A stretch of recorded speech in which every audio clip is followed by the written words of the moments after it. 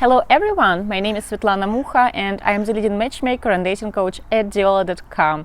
I'm filming this one in Kerpen, Germany. There is a crow and I think it tries to also communicate with you.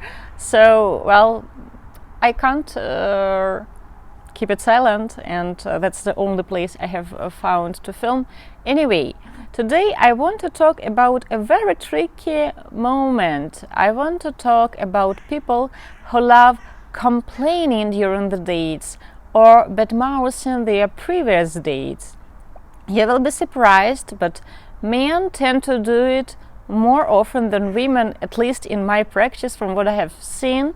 And especially, I don't know why men from United States, they, for whatever reason, find it normal and even beneficial for the date to share with the Ukrainian or any Slavic lady or a European lady that, you know what, like in United States they don't have all these values, and all these American women, they don't take care of themselves, and this is why I want to date someone from Eastern Europe, this is why I want to date someone from Ukraine, because you Ukrainian woman, you take great care of your looks, and you're beautiful, you're slim, like all these American women, they are severely overweight. When you're telling these things to your date, what type of a reaction do you expect? Do you think that she will take it as a compliment that, oh yes, he thinks that I'm so hot, I take great care of my looks, and I'm so slim? No, she will sit there and she will think, why is he bad-mouthing like all the women in the US? Probably he's like very not popular there, and back in his country nobody wants to date him. And she can understand why, because nobody wants to be around someone negative. Okay, you had some bad experience. We all had some negative experience in dating. We had boring dates. I think you can't actually find a person who never had a bad date. And actually, it's a good idea. It's a good thing for dating to have a bad date, because then you can really enjoy a good one, because you will be able to compare. But when people go out on dates and they start bad-mouthing women in their country, or for example dating culture in their country, when they start using these phrases like all women in the US or all women in Texas, that's a huge turn off, because a normal woman, she will understand that, okay, now he is in Europe and he is bad-mouthing American women. But what will happen once he returns back home to the US and he goes out on a date with an American woman? What he will do? He will talk about Eastern European women, telling that all these Ukrainian women, they just think about clothes and makeup. No, I don't want to go out with such a man again. So being negative and bad-mouthing your ex or other women, dating platforms, it's always a bad strategy. For example, when a man goes out on a date and starts telling that, oh, I have been using this paper letter dating site and it is all scam, and I was scammed. I talked to this lady and she was 24 and the guy, for example, is 57. And then she said that she would meet me only in this fancy sushi place, and then I have never heard from her and it was scam. Never share such stories.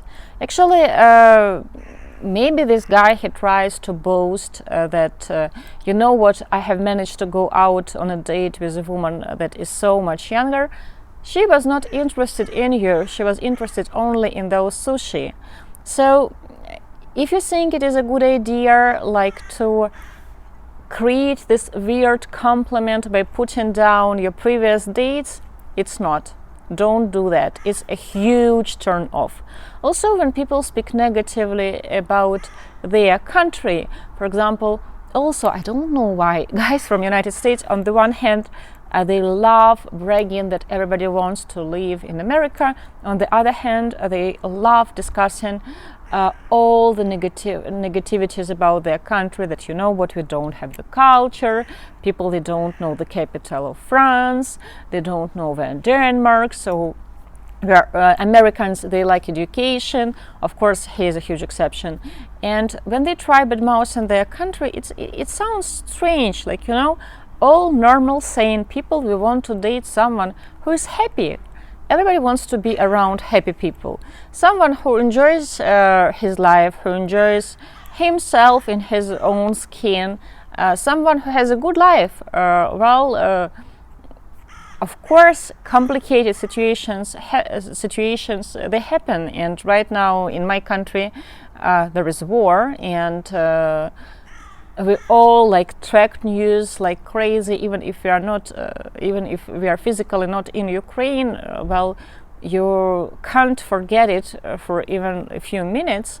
But if you have decided to go out on a date, if you want to start a relationship, if you hope that this date will lead to the next date and then to something else, you have to leave all the negativity outside from this date.